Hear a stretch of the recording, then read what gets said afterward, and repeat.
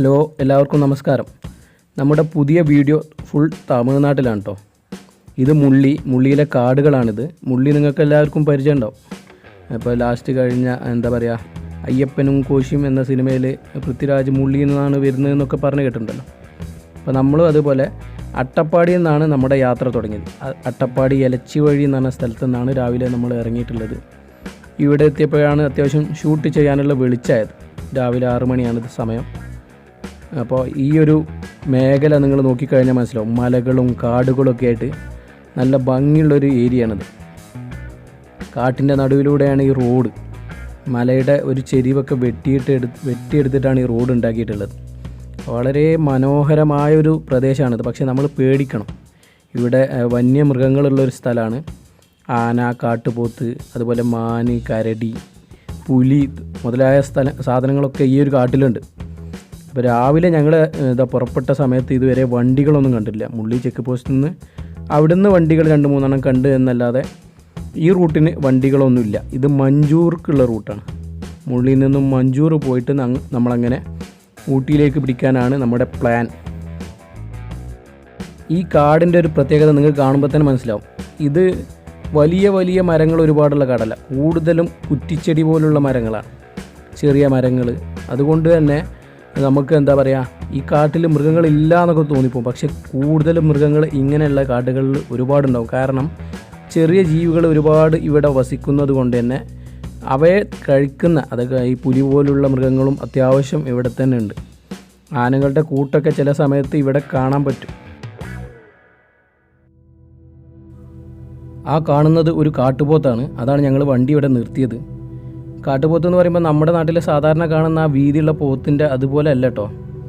മുൻഭാഗത്തെ കാലുകളൊക്കെ കാലുകളുടെ മുകളിലായിട്ട് പുറകിൽ വളരെ ഹൈറ്റ് കൂടിയൊരു സാധനമാണിത്. കാലിൻ്റെ മുട്ടിൻ്റെ താഴേക്ക് 4 കാലിലും വെള്ള കളറാണ് ഇതിന് ഉണ്ടാവുക. ഇത് നമ്മുടെ കാട്ടുപോത്തിനേക്കാളും നല്ലോണം നമ്മുടെ നാട്ടിലെ പോത്തിനേക്കാളും നല്ലോണം ശക്തിയുള്ളൊരു പോത്താണ് ഈ കാട്ടുപോത്ത്. ഇത് സാധാരണ കൂട്ടായിട്ടാണ് ഈ ഒറ്റകൾ പോവാറുള്ളത്. ഇന്ന് ഒറ്റയ്ക്ക് കാണുന്നുണ്ട് ഒരാൾ ഇവിടെ പുല്ല് മേഞ്ഞുകൊണ്ടിരിക്കുകയാണ്. റോഡിൻ്റെ അടുത്ത് താമസിച്ച് ശീലമുള്ളത് കൊണ്ടാവണം നമ്മളെ ആക്രമിക്കാത്തത്. സാധാരണ അകത്തുള്ള ജീവികളൊക്കെ ആണെങ്കിൽ ഈ വണ്ടി കണ്ട ആക്രമിക്കേണ്ടതാണ്. ഇതിപ്പോൾ റോഡ് കണ്ട് ശീലമുള്ള ആളായതുകൊണ്ടാണ് നമ്മുടെ മൈൻഡ് ചെയ്യാതെ വിട്ടത്. ഈ റോഡ് നിങ്ങൾ ശ്രദ്ധിച്ചാൽ മനസ്സിലാവും. മലമ്പാതകളിലൂടെ ഒരു ചരട് വലിച്ചിട്ട പോലെയാണ് ഈ റോഡുകൾ. നമ്മൾ സാധാരണ ഹിമാചൽ പ്രദേശിലൊക്കെ കാണുന്ന തരത്തിലുള്ള ഒരു പ്രകൃതി ഭംഗിയാണ് ഇവിടെ.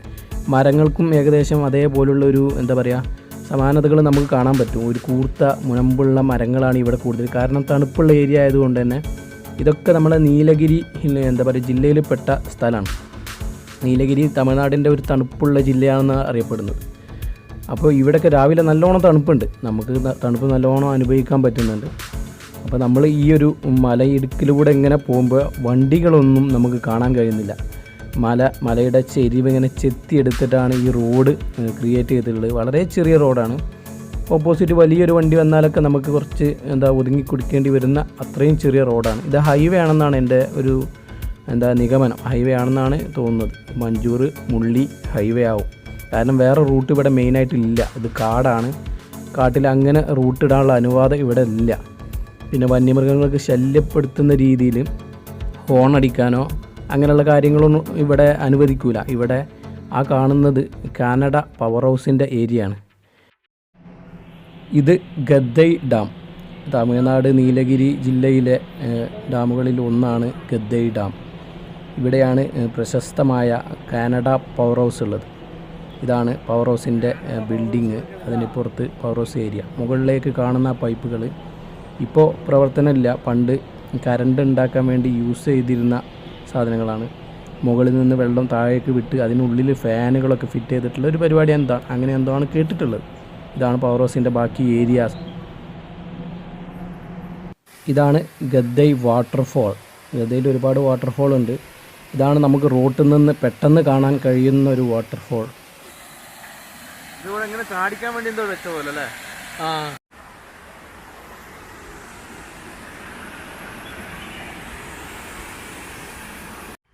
ഇതൊരു സ്മാരകമാണ്. 51 പേര് മണ്ണിടിച്ചിലിൽ മരിച്ചു. അതിൻ്റെ ഒരു സ്മാരകമാണെന്നാണ് കേട്ടിട്ടുള്ളത് മുമ്പ്. ഇതിവിടെ ഉള്ളൊരു ചെറിയ തട്ടുകട സ്റ്റൈൽ, ഒരു കുറച്ച് ചേച്ചിമാരും ഒരു ചേട്ടനും ചേർന്ന് നടത്തുന്ന തമിഴ്നാട് ദോശ. നമ്മൾ രാവിലത്തെ ഫുഡ് കഴിച്ചിട്ടില്ല, അതുകൊണ്ട് ദോശയൊക്കെ കഴിച്ചിട്ട് പോകാനാണ് ഞങ്ങളുടെ തീരുമാനം. ഇവിടെ ദോശ ഇഡ്ഡലിയുണ്ട്. പുക പാറുന്ന സാമ്പാർ, ഇഡ്ഡലി ഇഡ്ഡലി ഇഡ്ഡലി ദോശ, വട ഇറക്കാം.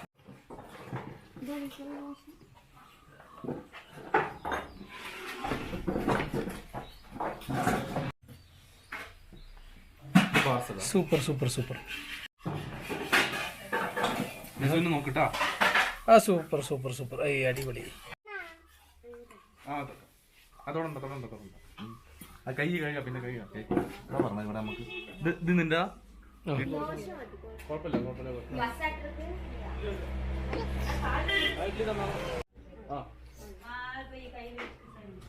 ചായ.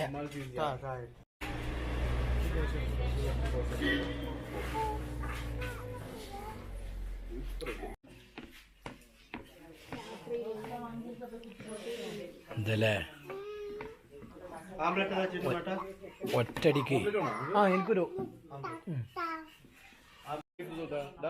മുളകില്ലാത്ത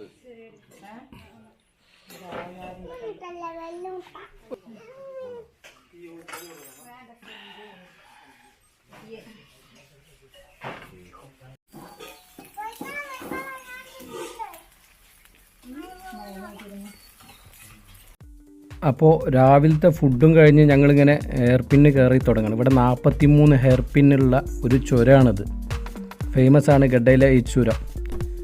ഈ ചുരത്തിൻ്റെ തൊട്ട് മുമ്പ് തന്നെ ഉള്ള എന്താ പറയുക, ചായക്കടയിൽ നിന്നാണ് നമ്മൾ ചായ കുടിച്ചത്. അപ്പോൾ ഇനി ചുരത്തിൻ്റെ കാഴ്ചകൾ. വളരെ മനോഹരമായ ദൃശ്യങ്ങളാണ് നമുക്കിവിടെ കാണാൻ കഴിയുക. മണ്ണൊക്കെ തുരന്നിട്ട് ഇവിടെ റോഡിനിപ്പോൾ അടുത്ത് വീതി കൂട്ടിയതാണിത്. ഓ ബ്യൂട്ടിഫുൾ.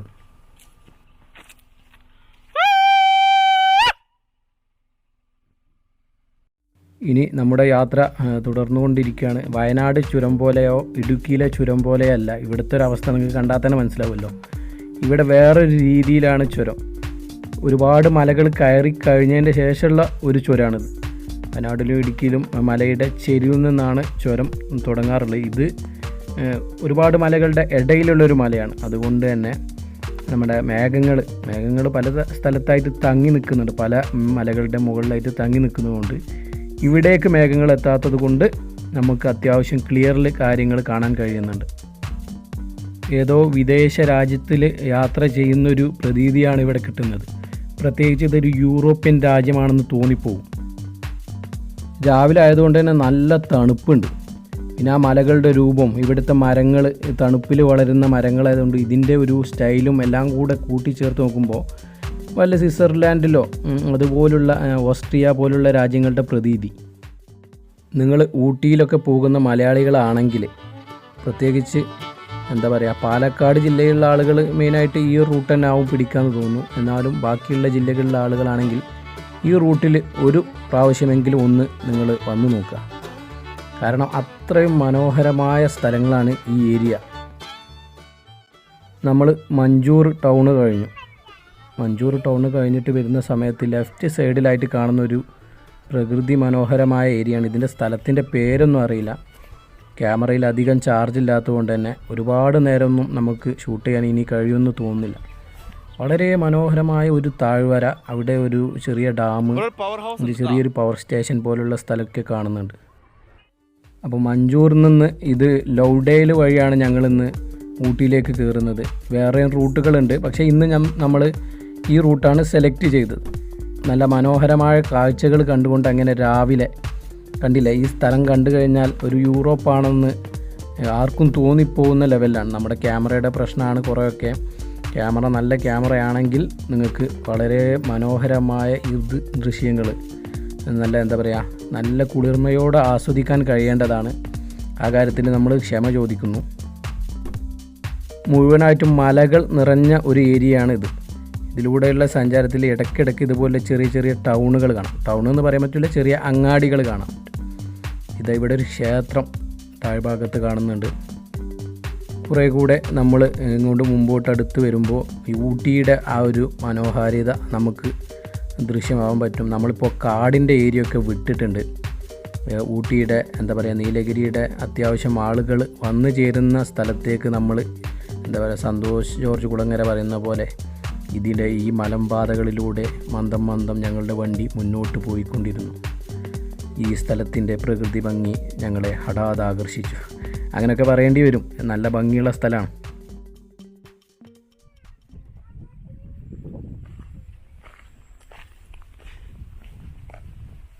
തേയിലത്തോട്ടങ്ങളാണത്. നല്ല പച്ചപ്പുല്ല്.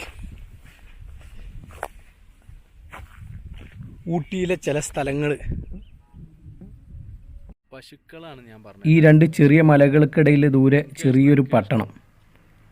ഇത് ഊട്ടിയിൽ നിന്ന്, അതായത് ഊട്ടിയിൽ നിന്ന് മഞ്ചൂരിലേക്ക് വരുന്ന റോഡാണ്. ഊട്ടിയിൽ കാണുന്ന ഒരു തരം ചെടിയാണ്. നമ്മുടെ നാട്ടിലെ സൂര്യകാന്തി പോലെ ഇവിടെയൊക്കെ എല്ലായിടത്തും ഉണ്ട്. നമ്മുടെ സൂര്യകാന്തി പോലുള്ളൊരു ചെടിയാണ്. ഇതിവിടെ റോഡിൻ്റെ വക്കിലൊക്കെ ഒരുപാടുണ്ട്. ആളുകൾ പറിച്ച് കൊണ്ടുപോകുന്നുണ്ട്. വാടാപ്പൂവാണ്. സൂപ്പർ. ഒരുപാട് പൂക്കളുണ്ട്. അതൊടിയിൽ അത് ഇഷ്ടം പോലെ. ഊട്ടിയിൽ വന്നിട്ടുള്ള മലയാളികൾക്ക് മനസ്സിലാവും, ഈ പൂവ് ഊട്ടിയിലെ ആ ഗാർഡൻ്റെ പരിസര പ്രദേശങ്ങളിലൊക്കെ വാങ്ങാൻ കിട്ടുന്നൊരു പൂവാണ്. എന്നാൽ ഇവിടെ റോഡിൻ്റെ സൈഡിൽ തന്നെ ഒരുപാട് വളർന്നു നിൽക്കുന്നത് നമുക്ക് കാണാൻ കഴിയും.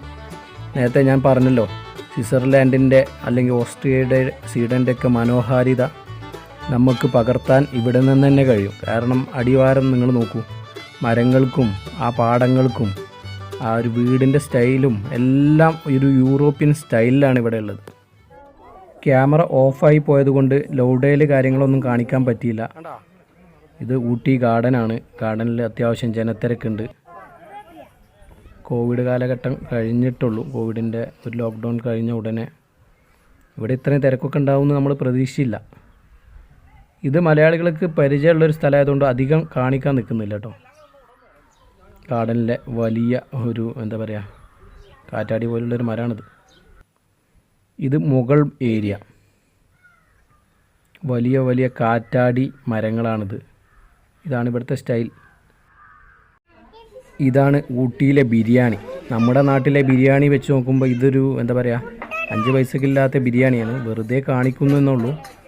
ആരും ഇത് ട്രൈ ചെയ്ത് നോക്കണം എന്ന് ഞാൻ പറയില്ല. കാരണം എന്താ പറയുക, മസാല ഇട്ട ഒരു ബിരിയാണി പോലുള്ളൊരു ചോറാണിത്. കഴിക്കാനൊന്നും കുഴപ്പമില്ല, പക്ഷേ ബിരിയാണി എന്ന് പറഞ്ഞാൽ നമുക്ക് കഴിക്കാൻ തോന്നില്ല, അത്രേ ഉള്ളൂ. അപ്പോൾ ഈ ബിരിയാണിയും കഴിച്ചിട്ട് നമ്മൾ ഊട്ടിയിലെ പല സ്ഥലങ്ങളും കവർ ചെയ്തിട്ടാണ് ഇന്ന് ഇവിടുന്ന് പോവുക. ഇത് ഉച്ച സമയമാണിപ്പോൾ, വൈകുന്നേരം പോകുന്നുള്ളൂ. ബാക്കി എന്താ പറയുക, സീനുകളൊക്കെ നമുക്ക് കഴിയുന്നതും അടുത്തൊരു വീഡിയോയിൽ കാണിച്ചു തരാം ഞാൻ. അപ്പോൾ എല്ലാവർക്കും നമസ്കാരം.